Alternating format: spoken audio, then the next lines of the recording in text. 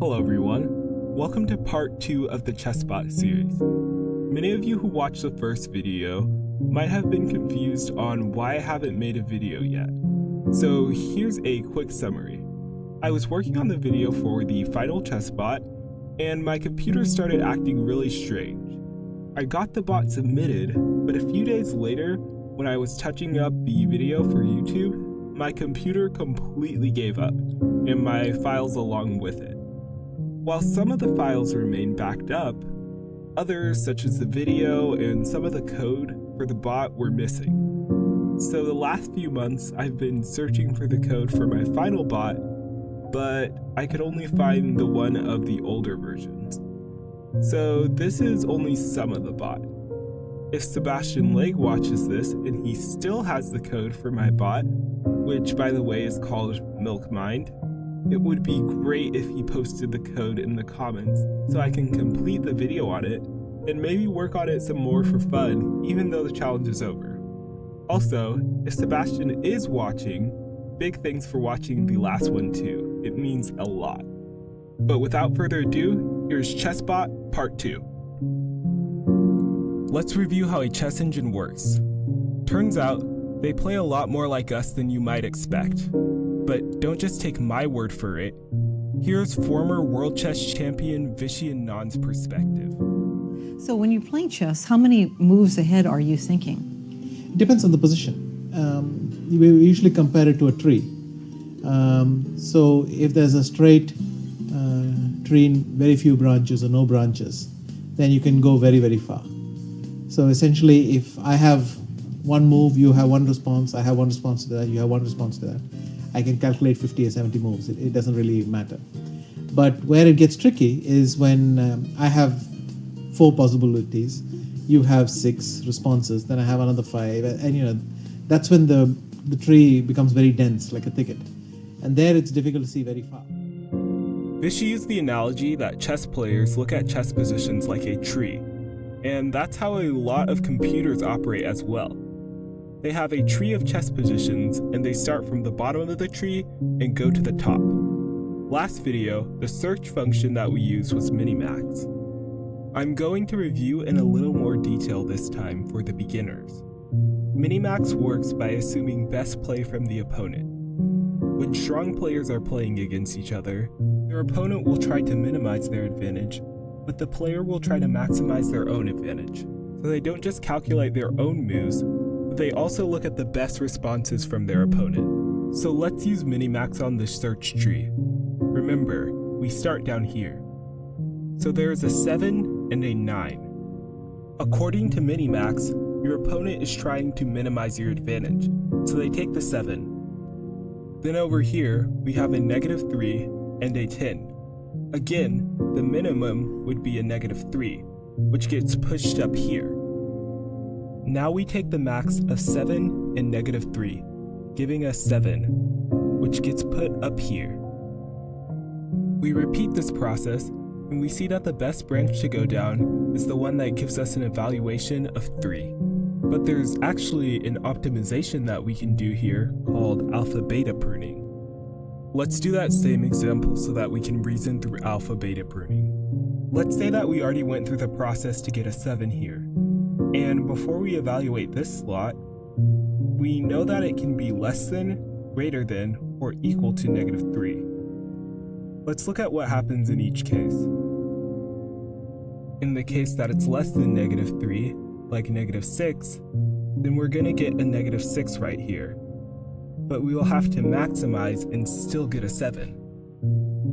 In the case that it's greater than -3, like 8, then the evaluation will be made useless anyways, because right above we are looking for the minimum and we go for the -3.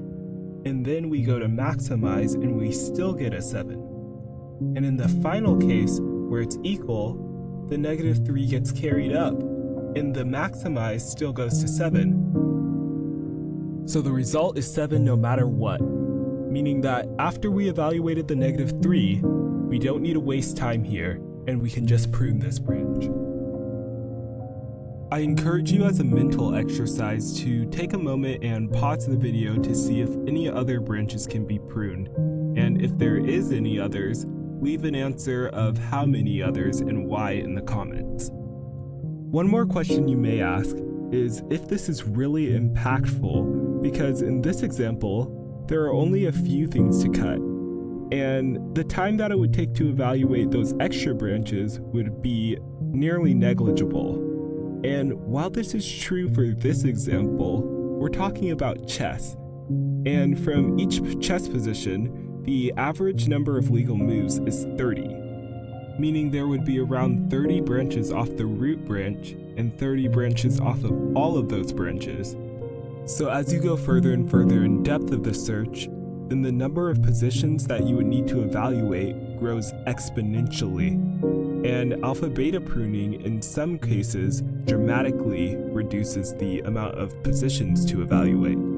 So I've actually taken the evaluation function from last video and I have simplified it a bit so that it uses less tokens and so that it's actually a lot cleaner code. And basically what happens is we take in the board and then we make this float called evaluation, and we just set it equal to 0 at first. And then we use a nested for loop in order to go through the files and the ranks of the board. And so then we just get all of the squares and then see what piece is on the square and then assign a value to the piece that's on the square. And whether it's white or black, we will assign plus or minus 1. And then we will return the evaluation after that for loop runs. Now, you might be aware that most chess engines today use neural networks for the evaluation functions. I did try to code a neural network evaluation function for this chess bot, but I had to scrap it since it was going way over the original 1024 token limit. Neural networks are working the best for today's standards for chess bots with things like Stockfish, Torch, AlphaZero, and Leela. But, as you might have guessed, neural networks are very heavily math intensive to study. But if you struggle with math, don't worry, because I also happen to tutor math. I just finished a semester of Calculus 2 with an A, but I have actually been studying calculus since I was 12 years old. When I was 14, I started forming my own math problems to solve for fun, so I definitely have years of experience. I left a link in the description where you can contact me if you need a math tutor. Now let's get back into the video. So if you know anything about chess engines, you will know about Stockfish. Stockfish is the best chess engine that there is, and I have downloaded Stockfish so that I can put it against my bot. But I have nerfed it a bit, so I've only set it to depth 5 so that I can give my bot a chance against it.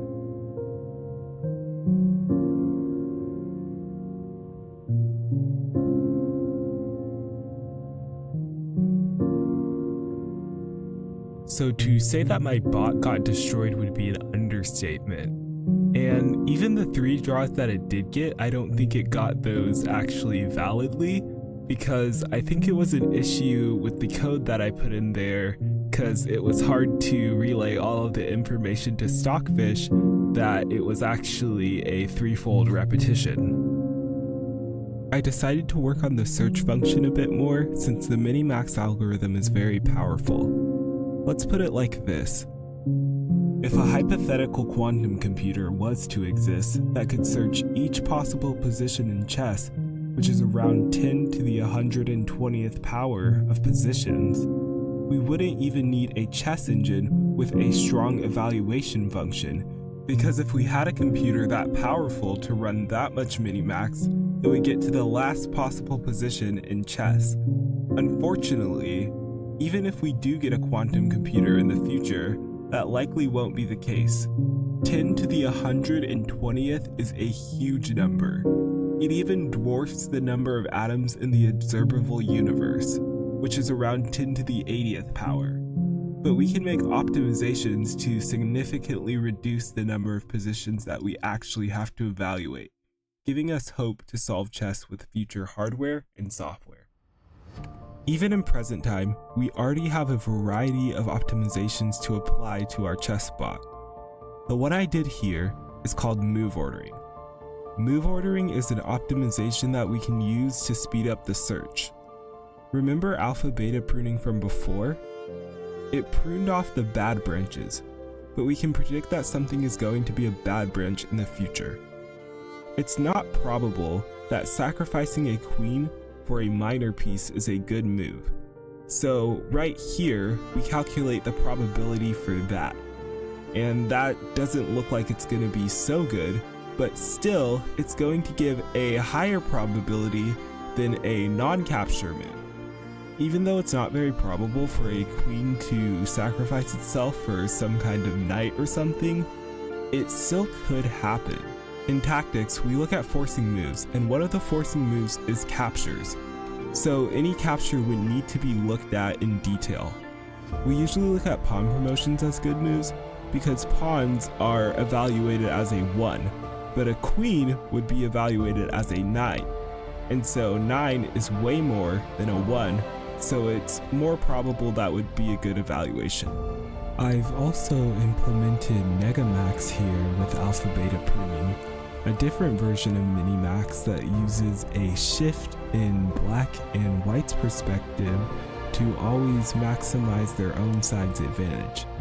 It helps because A, it saves tokens, and B, it allows a quiescent search, which is a mini search that evaluates the board after all the captures have been complete, so that it isn't in the middle of calculating a line and a capture throws off the evaluation. So I've added iterative deepening so that this bot is able to play faster but also play quality moves. So I'm allowing it to get as deep as it can before this timer, milliseconds remaining, divided by 60, before this is more than that.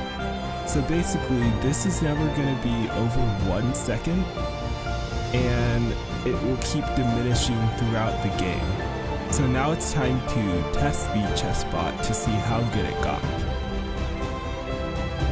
Okay, here we go. We're going to start with e4. Okay, it plays a Scandinavian. Okay, it's going to play like this. It's a pretty interesting line in the Scandinavian.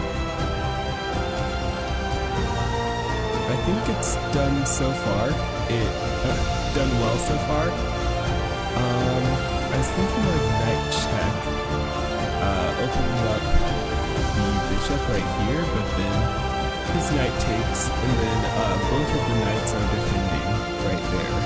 So maybe I should push this pawn, intending to push this pawn, and then after pushing that pawn, attacking the queen, then I can push one more time, moving this knight, and then I can hop in with my knight here. So I'm gonna try this. Okay, he just moves the queen away. Should I just push the pawn again? Yeah, I'll try that. Okay, now he just takes, which is a reasonable choice. So I'll take here. Okay, he goes there. Now what happens if I attack this? Putting pressure here, maybe he takes with check and then moves his queen. Let's see what he does. Okay, so he is defending his knight. Let's go back with the bishop. Maybe we'll try to go in here. Take. Looks okay.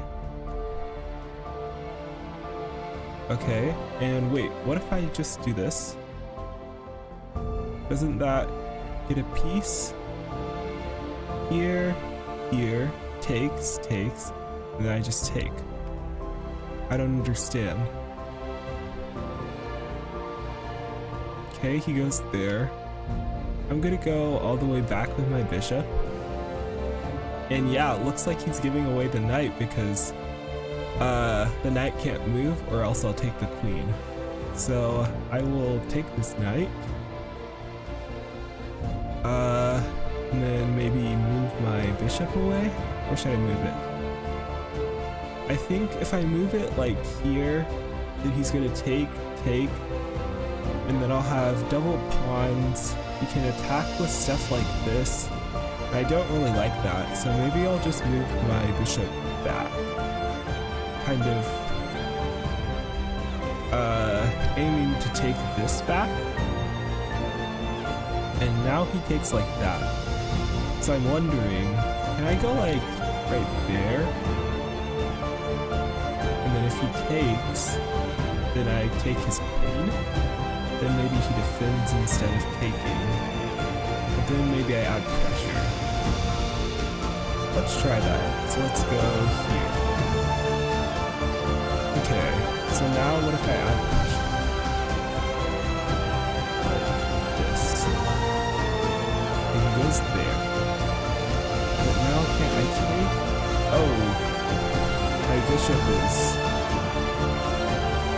undefended at the end of that line. So maybe I should be careful. Maybe I can take once. And then I can check him. Okay, now I can bring the other rook in. Is that the best option? Because then his king gets to hide a little. And I don't know if I want that. I want his king to be pretty exposed. Let's see. Maybe we'll move the bishop so that, and now we can maybe bring the rook. Yeah, now he moves back because I was threatening some discoveries.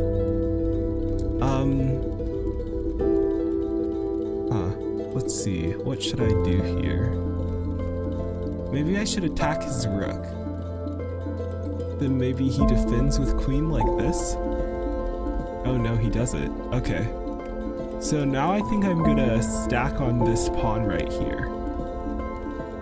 Oh, he's offering a trade. Okay. So now maybe I go here, and if he takes, then this is a pretty simple position for me. Okay, I'll go back. I'll take this. I'll go here. I can't go there like I wanted to, so he stopped that. Maybe I'll bring my king in, like this.